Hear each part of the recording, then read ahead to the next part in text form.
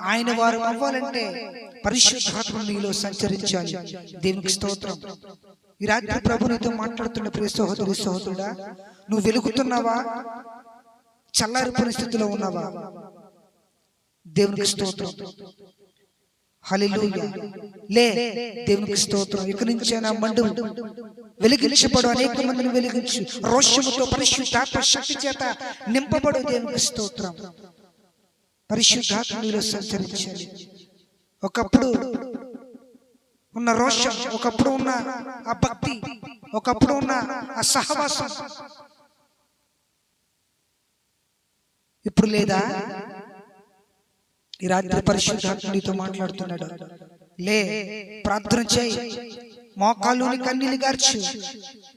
పరిశుద్ధాత్మను మళ్ళీ పొందుకొని ఈ లోకంలో రోషంగా బ్రతుకు. దేవునికి స్తోత్రం.